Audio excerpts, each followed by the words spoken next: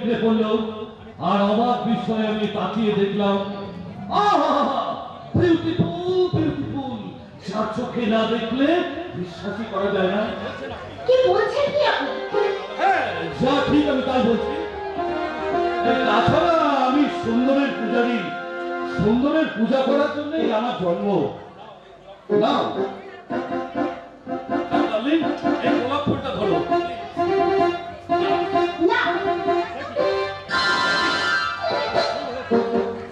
তুমি ফুল ভালোবাসো না? আপনার সাহস তো কম নয়। একজন অপরিচিত পুরুষ হয়ে আপনি আমাকে... আরে মানুষ দূরে থাকলেই পর আর কাছে এলেই আপন। আর আমি যখন তোমার কাছাকাছি চলে এসেছি তখন তো অতি বড় আপনজন। হ্যাঁ, তুমি পরম হয়ে দুহাত করে ঝাঁপ দিতে পারো। তুমি দেখবে আমাকে ঘিরে তোমার জীবনটা করে কেমন হতো। চমৎকার। আরে এখনো তো তুমি চমৎকারের কিছুই দেখোনি সুন্দরী। আমার মহত্বের ধারে কাছে কোনো পুরুষই ঘেরতে পারবে না। তাই নাকি? হ্যাঁ, তোমার খুব আনন্দ হচ্ছে তাই না? হ্যাঁ, খুব আনন্দ। আনন্দ থেকে তোমাকে আমার ঘৃণা হচ্ছে। ঘৃণা হচ্ছে? মেয়েদের দেখলে যেসব পুরুষরা এরকম হেল্লা কুকুরের মতো ঘেঘো করে না, মেয়েরা তাদেরকে ঘৃণাই করে। তুমি বোধহয় জানো না আর সামনে দাঁড়িয়ে কথা বলছো। জানি, মেয়েদের মিষ্টি কথায় যারা বঞ্চনা দেয়, তুমি তাদের মধ্যেই একজন মহাপুরুষ। তবে কি আমাদের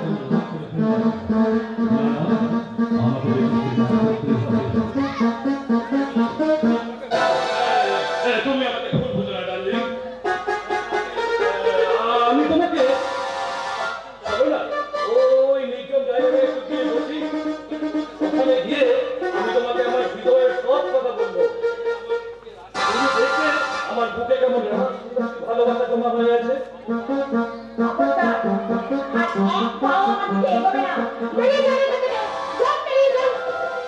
যদি না চাই না মেলে না, মেলিয়ে দেবো আমাদের এই পাড়ার ছেলেদের। তারপরে এই আস্ত মাথাটা নিয়ে আর বাড়ি ফিরতে হবে না। তুমি ভুল করলে সুন্দরী। এই রাম চৌধুরীর জীবনে পরাজয় বলে কোনো শব্দ নেই। তোমাকে যখন আমার ভালো লেগেছে, এই একদিন না একদিন আমার এই চোখে তোমাকে ধরা দিতে হবে। আর সেদিন আমি তোমাকে আমার বুকে চেপে ধরে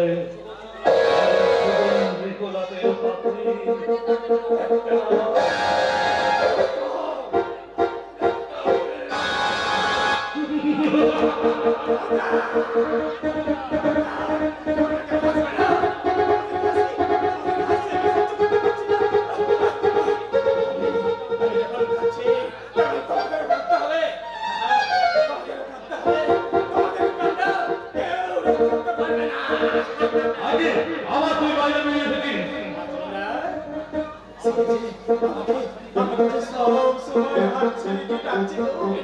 কে ডাকছে?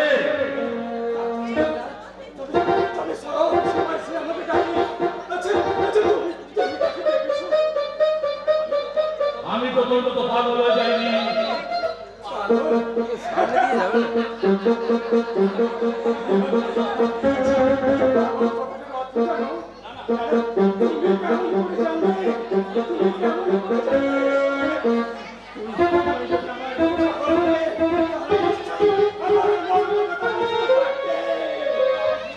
আপনি ঠিকই বলেছেন, দুঃখী না হলে দুঃখের কথা সে কি করে বুঝবে?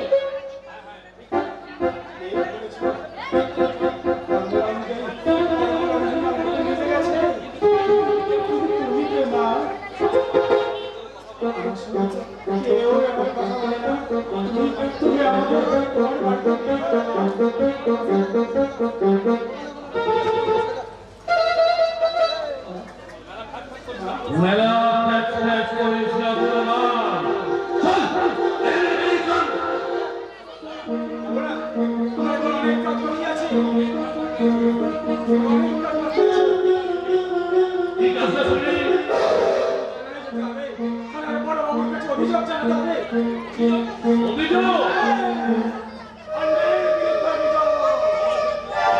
অমানুষের বিরুদ্ধে মানুষের অভিযোগ। পাপ পুণ্যের বিচার হয় কিনা, উপযুক্ত সাজা পায় কিনা।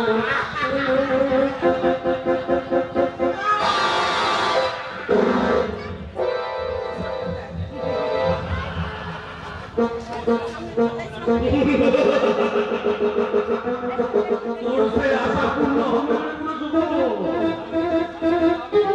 তাড়াতাড়ি আমার হাতে শাস্তি দিতে হবে, কঠিন শাস্তি।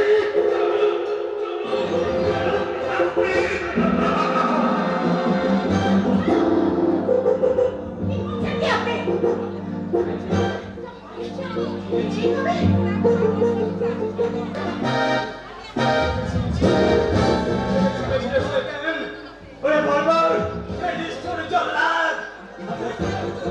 চিরদিন চলে এভাবে দিন যাবে না।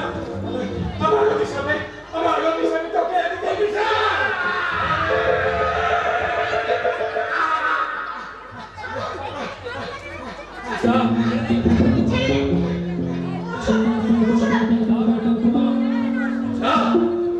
বেড়া বুড়ো হাম, এই যাত্রা তুই বেঁচে গেলি।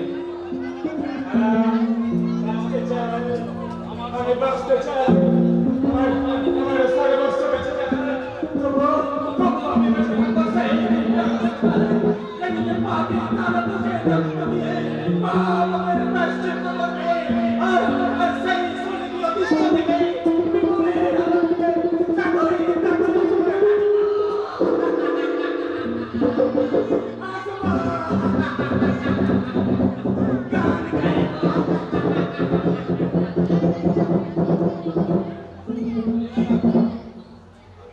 মুখটা খারাপ হয়ে গেল। আবার আমাদের দেখা হবে, আর সেদিন তোমাকে না সময় তুমি সব কিছু করতে পারবে। Good bye.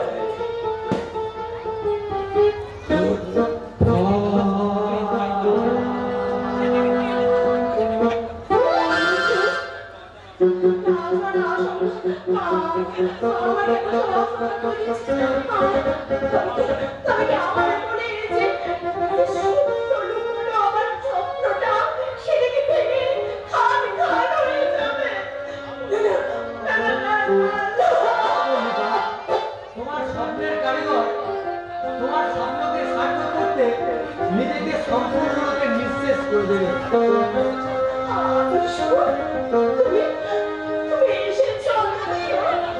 আমি কি তোমার কাছে না এসে থাকতে পারি মল্লিকা?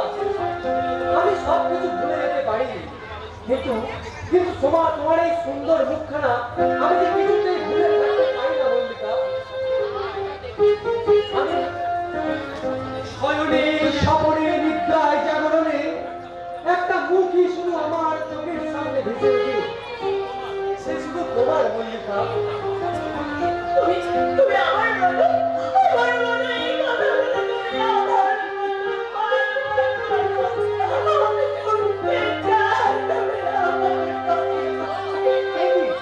দেখি মল্লিকা, তোমার চোখে জল কেন? তুমি কাঁদছো? না না কি হয়েছে তোমার? আর তোমাকে এত অস্থির দেখাচ্ছে কেন? বাবা, বাবা, মানে তোমার কি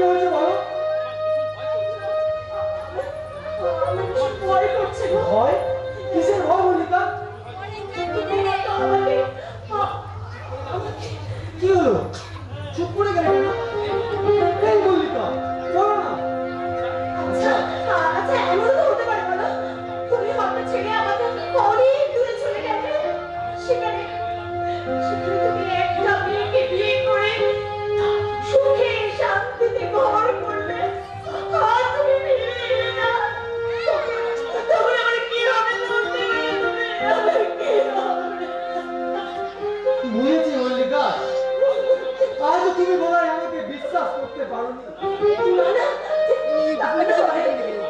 না, আসলে আমি তো বলবেন মেয়ে, তুমি তো মস্ত বড় বড়লোকের ছেলে। তাই আমার মল্লিকাকে আমি ওই আবর্জনায় নিক্ষেপ করবো, তাই না মল্লিকা?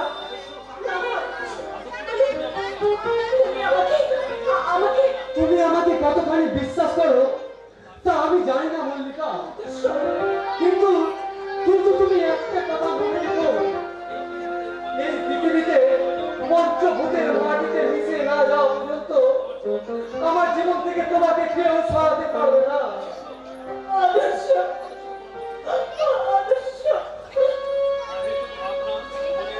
হয়তো ভাবনা মনের মধ্যে প্রশ্রয় দিয়ে নিজেকে কষ্ট দিও না মল্লিকা। কষ্ট পেলে সেই কষ্ট যে আমার বুকে বড় বেশি করে লাগে গো।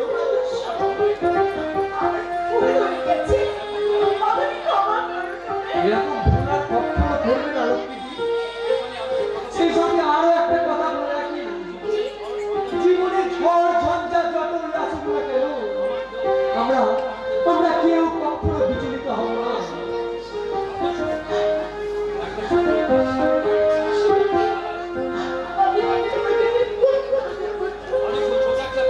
ছোট্ট একটা ভেলায় আমরা ভেসে চলেছি মহাসমুদ্রের দিকে, আমাদের ভালোবাসাকে সম্বল করে এই মহাসমুদ্রে পাড়ি দিয়ে আমরা পৌঁছে যাবো ওই স্বপ্নপুরীর দেশে, যেখানে যেখানে আমাদের জন্য অপেক্ষা করে আছে অনাবিলম্ব আর রাশি রাশি সান্নি।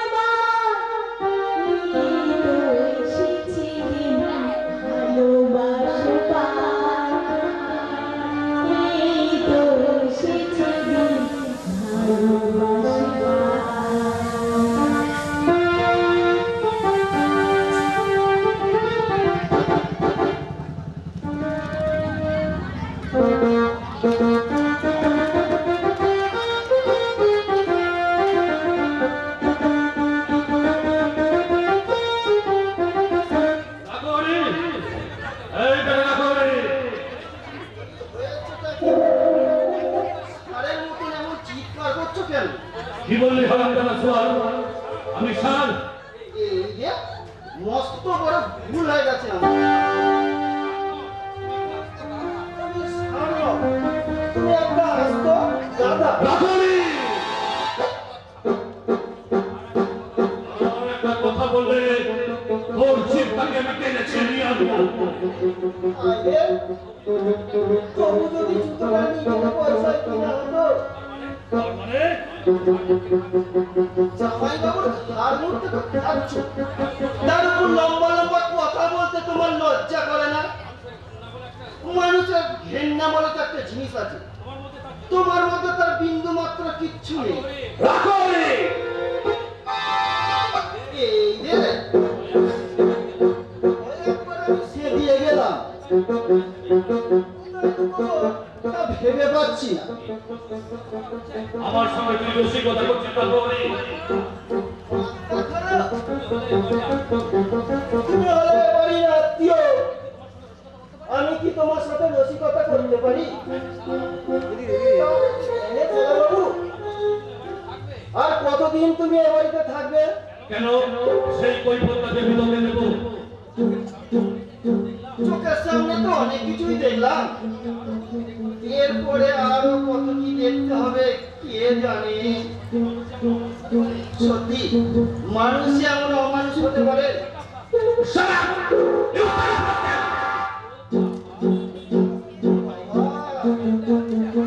আবার ইংরেজিতে গালাগাল দেওয়া হচ্ছে। শুনেছি লেখাপড়া জানা লোকেরা নাকি ভদ্রলোক হয়। তোমার বাবা বুঝি তোমাকে কি ধান দিয়ে লেখাপড়া শিখিয়েছে? বলছি রাখনি, তুই এখান থেকে যাবি কিনা? থাকতে আমার বই গেছে। এখন বলো আমায় ডাকছিলে কেন? বলছি জুতো পালিশ করা হয়ে গেছে? না হয়নি। দাদা বাবু আমাকে জুতো পালিশ করতে দেয়নি। আদর্শ তোমাকে জুতো পালিশ করতে বারণ করেছে? ওই তোকে আস্তারা দিয়ে দিয়ে মাথায় তুলেছে।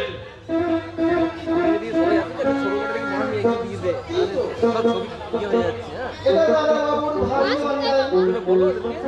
তোমার মতন মহাপুরুষকে নিয়ে কোথায় মাতামাতি করবে কিনা, তা নয় আমার মতন এই ছোট লোক চাকরকে নিয়ে। রাখনি!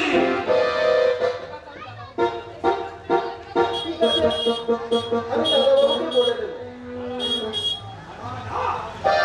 বলতে হবে না, আমি বাবু জানিয়েছি। আর সত্যি আমরা তুমি যদি আজ কিছুদিন আগে আসতে আমার এত টাকা লোকসান হতো না। সব তবু আপনি আপনার নিজের কথা বুঝতে পেরেছেন।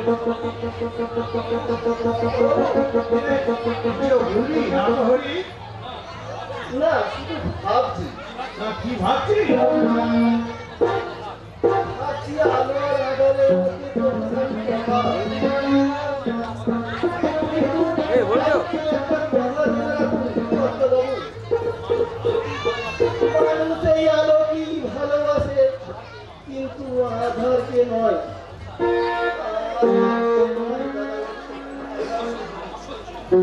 অসহ্য অসহ্য অসহ্য। আচ্ছা আপনি কি বলুন তো জামাইবাবু? একটা ছোট লোক চাকর আপনাকে উপদেশ দিয়ে গেল। হ্যাঁ সেটা কি আপনি বুঝতে পারলেন না? দিন ধরে মেয়েরা চলে আসে, এই সংসারে ভাগ করে নিয়েছে, তাই আমাকে অপমান করবে আর তার মুখ বুঝে আমাকে সহ্য করতে হবে? বেশ, এই অমলান চৌধুরী আজ বাড়ি থেকে চলে যাচ্ছে, আর কোনোদিন ওই বাড়িতে আসবে না। তুমি যেও না ভাই, তুমি রাগ হইতে বলে তো বলো, যে আর কোনো অপমান করবে না। আপনাকে কিছুই বলতে হবে না। আপনি জানেন না জামাইবাবু, ওই ছোট লোকদেরকে কিভাবে সাহায্য করতে হয় তাই অমলান চৌধুরী ভালোভাবে জানা আছে। বলছিল, আমি ওকে সাবধান করে দেবো। আর যদি কথা না শুনি, আপনাকে তখন কিছুই করতে হবে না। ওকে ঘাড় থপ্পর দিয়ে এই অমলান চৌধুরী বাড়ি থেকে বার করে দেবে। এই ছোট লোকদের কিভাবে সাহায্য করতে হয় তা অমলান চৌধুরী ভালোভাবে জানা। জানি না আমরা। এই এক বছরের শ্রমিকের মধ্যে যে বালি মাছ আসারা উঠেছিল, আমি এক ফুট করে পানি দিয়ে দিয়েছি, কিন্তু জামাইবাবু আপনার এত পরিণত এবার আমি আর আপনার মান সম্মান রক্ষা করতে পারবো না। আবার কি নতুন করে কারখানায় গিয়ে নতুন করে গন্ডগোল না, গন্ডগোলটা দেখা দিয়েছে এই অন্তঃপুরের মধ্যে। আর যা বলছি আমি তাই ঠিকই বলছি।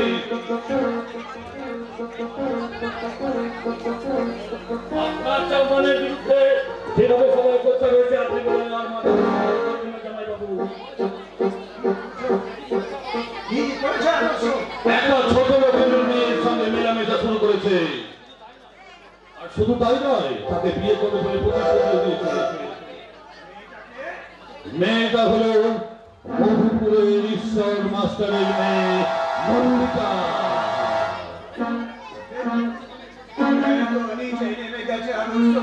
না না, নিজে আমি কাজ করতে পারছি না। আমিও প্রথমে বিশ্বাস করতে পারিনি হুজুর, কিন্তু নিজের চোখে যখন দেখলাম জগতের কল্যাণ করবো, জগতের কল্যাণ। তুমি কি দেখেছো চক্রবর্তী?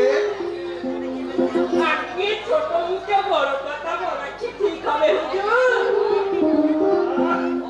তোমরা বুঝতে পারছো না, আমার এরকম হচ্ছে যে ঝড় উঠেছে।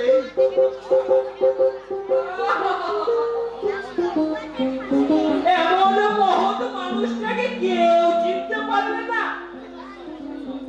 বলে ঈশ্বর মাস্টারের লজ্জা ঘেন্না বলতে কি কিছুই নেই? দেশে এত ছেলে থাকতে একটা ঢিঙ্গি মেয়েটাকে আমাদের ছোট বাবুর পেছনে লেগে দিলে। তুমি এই কথা বলছো চক্রবর্তী? আগে আমি কতদিন দেখেছি ছোট বাবু ওই নষ্টা মেয়েটার ধরে তারা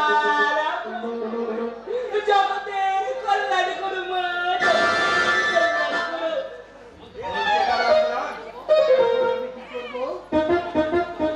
প্রথমে ডানাটা ছেড়ে ফেলে দিতে হবে জামাইবাবু। আপনি আজই আদর্শকে সাবধান করে দিন, ভবিষ্যতে যেন ওই মেয়েটার সাথে মেলামেশা না করে।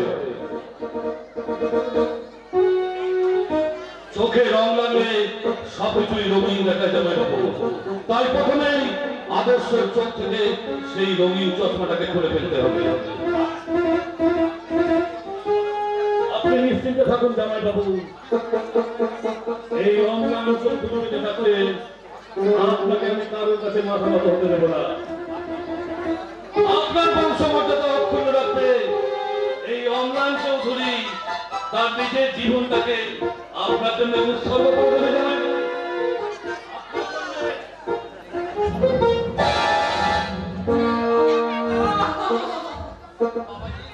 বাবাজির কথা শুনলে প্রাণটা একটু জুড়িয়ে যায়। ছেলে তো নয়, যেন সোনার চাঁদ।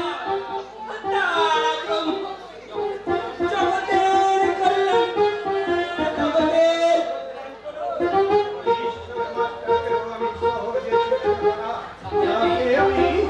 আচ্ছা করে টাইট দিয়ে বের হবো। পেটটা কুয়োর ব্যাং হয়ে সাগরে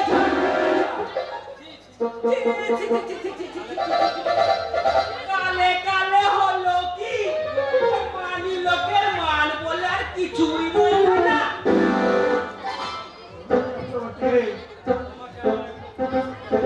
আমার একটা উপকার করতে হবে।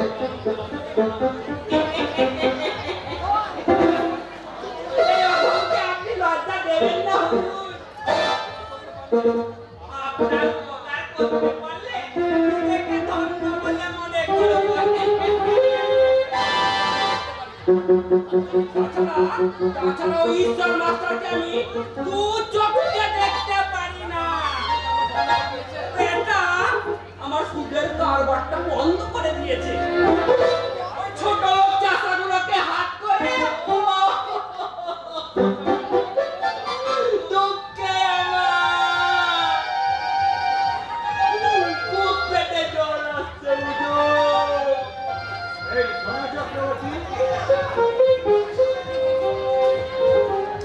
ওই মেয়েটার নামে গ্রামে দুধ করে দিলাম।